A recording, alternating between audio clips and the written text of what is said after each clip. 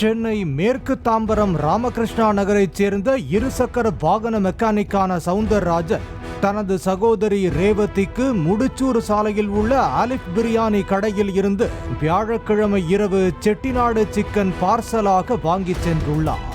வீட்டிற்கு சென்று பார்சலை திறந்து சாப்பிட்டுக் கொண்டிருந்த போது திடீர் என சிக்கனில் புழுக்கள் நெளிந்ததை கண்டு தனது சகோதரி அதிர்ச்சி அடைந்ததாக தெரிவித்த சவுந்தரராஜன் உடனடியாக பார்சலை மீண்டும் கடைக்கு எடுத்துச் சென்று உணவக உரிமையாளரிடம் காட்டிய போது தங்களுக்கும் இதுக்கும் எந்தவித சம்பந்தமும் இல்லை என்று அசால்ட்டாக பதில் தெரிவித்துள்ளனர்.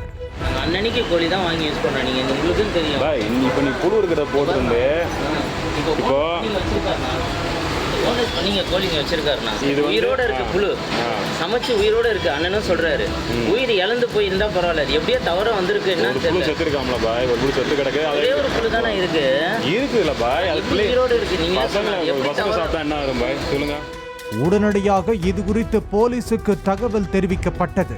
சம்பவ இடத்துக்கு வந்த போலீசார் செயல்படாமல் இருந்த குளிர்சாதன பெட்டியில் சிக்கன் வைக்கப்பட்டிருந்த பாத்திரத்துக்கு அருகில் புழுக்கள் நெளிவதைக் கண்டு என்ன இது என்று கேட்டு எச்சரித்த நிலையில் ஃப்ரிட்ஜை சுத்தம் செய்த கையோடு இனிமேல் இது போன்று கவனக்குறைவாக உணவுப் பொருட்களை விற்பனை செய்ய மாட்டோம் என்று மன்னிப்பு கடிதம் எழுதி கொடுத்த ஹோட்டல் உரிமையாளர் சவுந்தரராஜனிடம் சிக்கனுக்கு பெற்ற பணத்தையும் திரும்ப கொடுத்து சமாதானப்படுத்த முயன்றதாக கூறப்படுகிறது.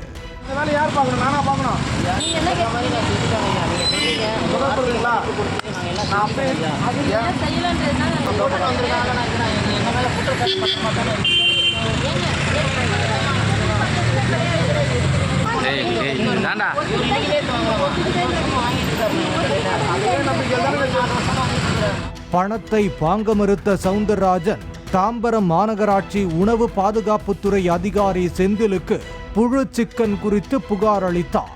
வெள்ளிக்கிழமை காலை வரை தங்கள் புகார் மீது எந்தவித நடவடிக்கையும் எடுக்கப்படாததால் சமூக ஆர்வலர் மற்றும் நண்பர்களுடன் சேர்ந்து சவுந்தரராஜன், அவரது சகோதரி ரேவதி உள்ளிட்டோர் உணவகத்தை முற்றுகையிட்டு வாக்குவாதத்தில் ஈடுபட்டதால் பரபரப்பு ஏற்பட்டது. போலீஸ் கம்ப்ளைண்ட் பண்ணிருக்கோம், அதுக்கான சிஎஸ்ஆர் எங்களுக்கு ப்ராப்பரா கொடுக்கல. அவர் என்ன சொல்லியிருக்காரு, ஃபுட் சேஃப்டி ஆஃபீஸர்கிட்ட சொல்லியிருக்கோம். ஃபுட் சேஃப்டி ஆஃபீஸர் இது வரைக்கும் நேற்று ஈவினிங் நாங்கள் 6 மணிக்கு அவர்கிட்ட சொல்லியிருக்கோம். 6 மணிக்கு அவர் மீட்டிங்ல இருக்கேன்னு சொல்லியிருக்காரு. ஸ்டில் இந்த நிமிஷம் வரைக்கும் அவர் இதுக்கான எந்த ஆக்ஷனுமே எடுக்கல. நாங்க எங்களோட கம்ப்ளைண்ட்ஸ்க்கு எதுவுமே ரெஸ்பான்ஸ் பண்ணல.